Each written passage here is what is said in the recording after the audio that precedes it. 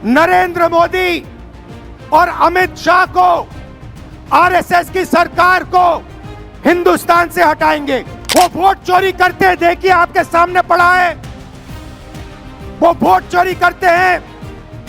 10,000 रुपए चुनाव के समय नरेंद्र मोदी जी ने इलेक्शन कमिश्नर्स के लिए कानून बदला, नया कानून लाए, कहा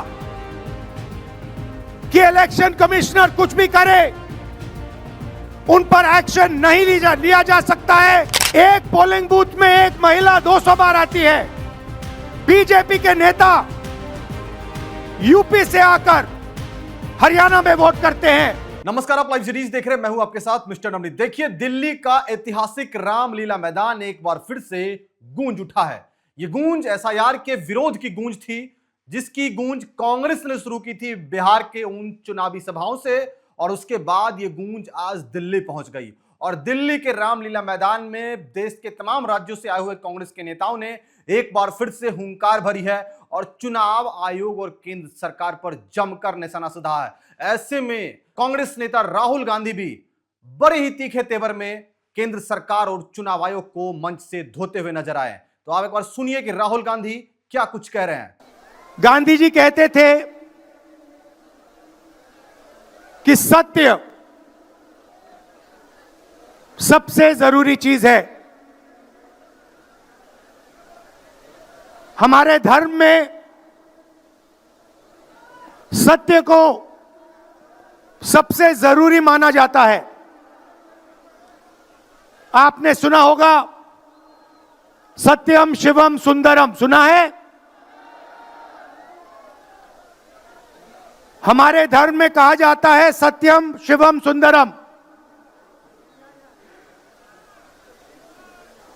आपने सत्यमेव जयते भी सुना होगा, सुना है? अरे भाई, कांग्रेस के कार्यकर्ता हो, सुना है? अब मोहन भागवत का बयान सुनिए। विश्व सत्य को नहीं, शक्ति को देखता है। जिसके पास शक्ति है उसे माना जाता है। यह मोहन भागवत की सोच है। यह विचारधारा आरएसएस की है। हमारी विचारधारा, हिंदुस्तान की विचारधारा, हिंदू धर्म की विचारधारा, दुनिया के हर धर्म की विचारधारा कहती है कि सत्य सबसे जरूरी है। सत्य का कोई मतलब नहीं है, सत्ता जरूरी है। इस बात की लड़ाई हो रही है हिंदुस्तान में। भाइयों और बहनों, सत्य और असत्य के बीच में लड़ाई हो रही है। और मैं आपको इस स्टेज से गारंटी देके कहता हूं, आप देखना, हम सत्य को लेकर,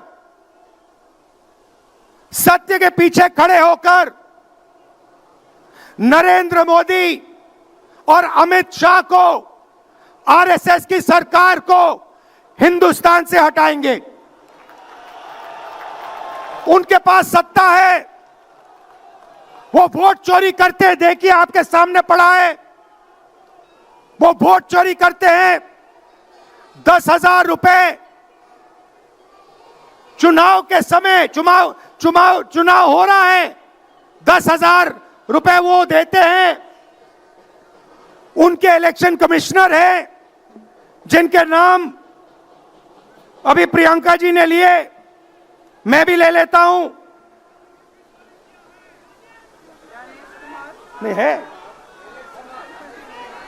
ज्ञानेश कुमार, डॉक्टर सुखबीर सिंह सांधू, डॉक्टर विवेक जोशी। याद रखिए, याद रखिए, ज्ञानेश कुमार, सुखबीर सिंह सांधू, विवेक जोशी। ये जो सत्य और असत्य की लड़ाई हो रही है, इलेक्शन कमीशन बीजेपी के सरकार के साथ मिलकर काम कर रहा है और इनको जितनी भी इम्यूनिटी देनी है दे दो। नरेंद्र मोदी जी ने इलेक्शन कमिश्नर्स के लिए कानून बदला, नया कानून लाए, कहा कि इलेक्शन कमिश्नर कुछ भी करे उन पर एक्शन नहीं लिया जा सकता है, उन पर कार्रवाई नहीं ली जा सकती है। मैं स्टेज से आपको कह रहा हूं, कांग्रेस पार्टी आपको कह रही है, आप मत भूलिए, आप हिंदुस्तान के इलेक्शन कमिश्नर हो, आप नरेंद्र मोदी के इलेक्शन कमिश्नर नहीं हो। और हम आपको साफ कह रहे हैं, यह जो कानून बना है आपकी रक्षा करने के लिए कानून बना है, इस कानून को हम बदलेंगे, रेट्रोएक्टिवली बदलेंगे और आपके खिलाफ एक्शन लेंगे, क्योंकि हम सच्चाई की लड़ाई लड़ रहे हैं और आप असत्य के साथ खड़े हो। भाइयों और बहनों, हरियाणा से यहां लोग आए हैं, हाथ दिखाइए, ये देखिए हरियाणा से आए हैं, इनके हाथों से चुनाव चोरी किया गया है। ब्राजील की महिला 22 बार हरियाणा की वोटिंग लिस्ट में दिखाई देती है। एक पोलिंग बूथ में एक महिला 200 बार आती है। बीजेपी के नेता यूपी से आकर हरियाणा में वोट करते हैं, उधर भी उनका वोट है, इधर भी उनका वोट है।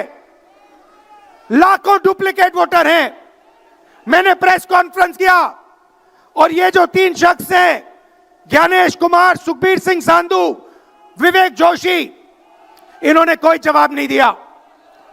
हमने एलिगेशन किया, हमने उनसे सवाल पूछा, आप हमें समझाइए ब्राजील की महिला कैसे वोटर लिस्ट पे, एक महिला 200 बार क्यों आती है, एक घर में 500, 600, 700 वोटर क्यों मिलते हैं, उत्तर प्रदेश से बीजेपी के नेता हरियाणा में वोट क्यों डालते हैं, कोई जवाब नहीं मिला। और पार्लियामेंट हाउस में कुछ ही दिन पहले कांपते हुए,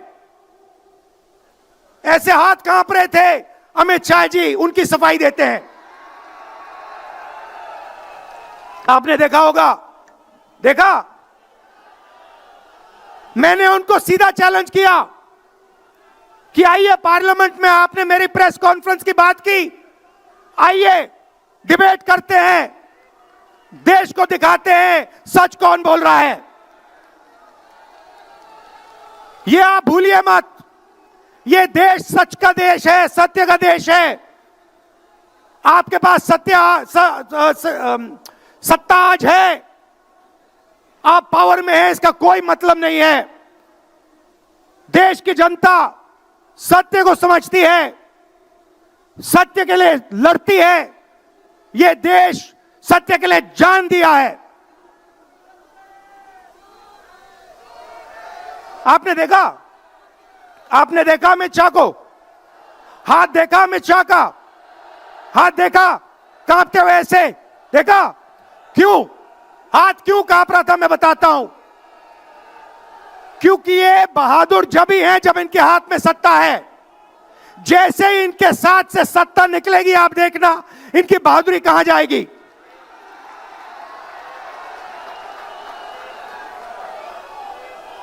और ये भाइयों और बहनों,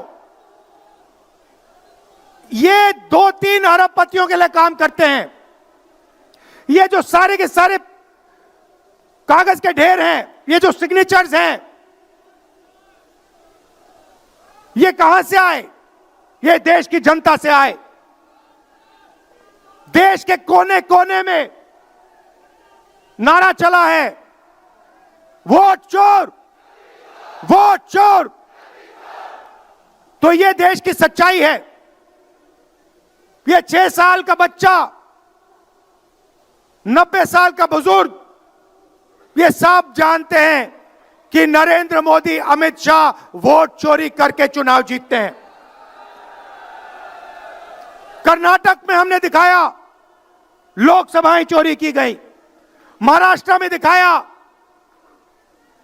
वोटर डिलीशन हुआ, वोटर एडिशन हुआ, लाखों वोट इधर से गायब हो जाते हैं।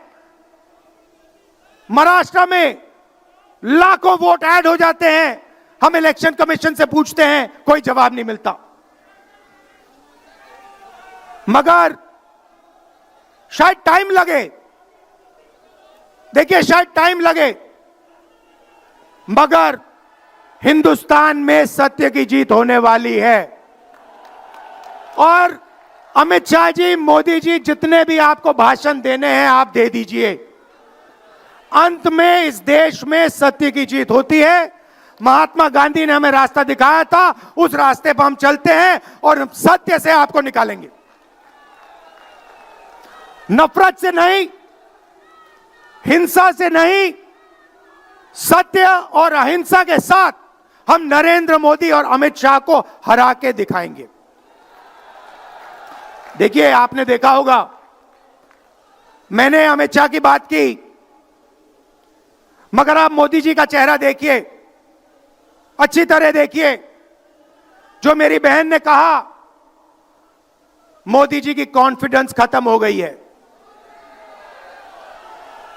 आपने देखा, वो भी जानते हैं कि हमारी वोट चोरी पकड़ी गई है और अब बस थोड़ा सा समय बचा है,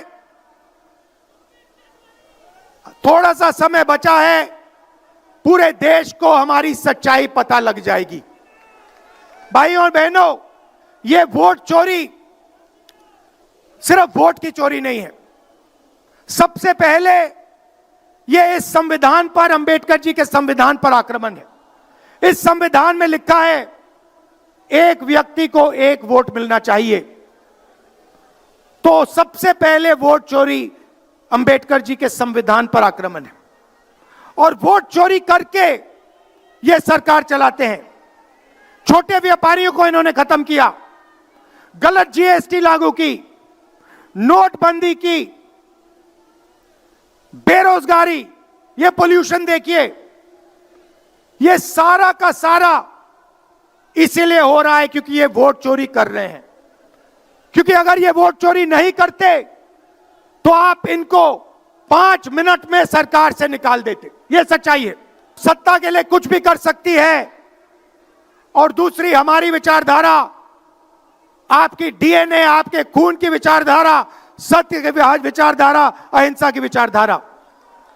और आप बिना डरे धूप में, आंधी में, तूफान में, बारिश में आप कांग्रेस पार्टी की विचारधारा के लिए लड़ते हो।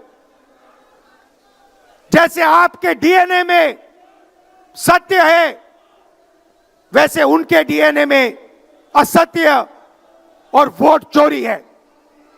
भाई और बहनों, आप घबराओ मत, आप घबराओ मत। अंत में इस देश में सत्य की जीत होगी और सत्य से हम नरेंद्र मोदी और अमित शाह और आरएसएस की सरकार को हटाएंगे। तो आपने सुना कि राहुल गांधी ने जिस तरीके से चुनाव आयोग और कांग्रेस के तमाम नेताओं की गूंज को केंद्र सरकार के कानों तक पहुंचाई है, ये कहीं ना कहीं इस बात का संकेत है कि कांग्रेस अब तीखे तेवर अपना चुकी है और कांग्रेस अपनी लड़ाई लड़ रही है। कांग्रेस एसआईआर की लड़ाई लड़ रही है। कांग्रेस उन तमाम लोगों की लड़ाई लड़ रही है जिनका कहना है, कांग्रेस का कहना है कि जिनका नाम वोटर लिस्ट से कट गया है और कहीं ना कहीं वो वोट डालने से वंचित रह गए हैं। ऐसे में अमित शाह, नरेंद्र मोदी, चुनाव आयोग के तमाम आला अधिकारी, ज्ञानेश कुमार को भी कहीं ना कहीं राहुल गांधी ने स्टेज से बहुत ही अच्छे तरीके से धोया है। लेकिन अब देखना होगा इस पर सरकार की तरफ से क्या प्रतिक्रिया आती है, चुनाव आयोग की तरफ से क्या प्रतिक्रिया आती है। लेकिन एक बार फिर से दिल्ली का ऐतिहासिक रामलीला मैदान फिर से ऐतिहासिक हो गया है। लाखों लोगों की भीड़ के साथ कांग्रेस के बड़े बड़े दिग्गज नेता उस मंच से दहाड़े हैं